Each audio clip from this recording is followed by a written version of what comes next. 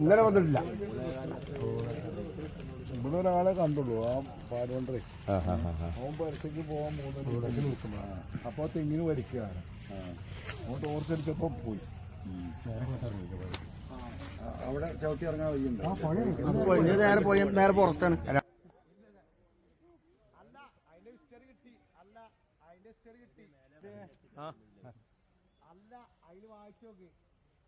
ഞാനൊക്കെ പിടിച്ചിട്ട് നിങ്ങൾ വെറുതെ ഒരു പണി നടക്കല്ലേ.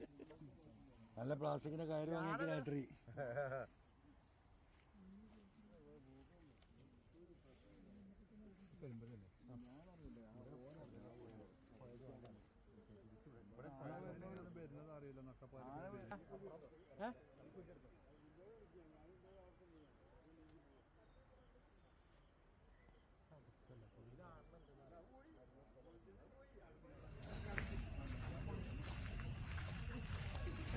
അതിന് വഴിയൊന്നും വേണ്ട.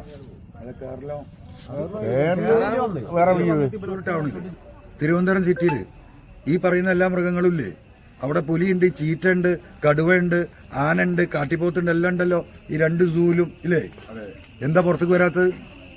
അവിടെ ശക്തമായ വേലിയുണ്ട്, ആ വേലിക്കകത്താണ്. അതുപോലെയുള്ള വേലി നിർമ്മാണം നടത്തിയാൽ ഈ മൃഗങ്ങൾ അപ്പുറത്താവും, മനുഷ്യരിപ്പുറത്തും ആവും. ലോകത്ത് മൃഗങ്ങളിൽ എല്ലാ രാജ്യത്തും ഇതാണ് ചെയ്യുന്നത്. പക്ഷെ ഇന്ത്യയിലും പശ്ചിമഘട്ടത്തിലോ ചെയ്യൂല. ഏത് രീതിയിലുള്ള സമരമാണ് തൃണമൂൽ കോൺഗ്രസ്? തൃണമൂൽ ആദ്യം നമ്മൾ ബോധവൽക്കരണമാണ്. അതിനാണ് നമ്മൾ ഈ മലയോര ജാഥ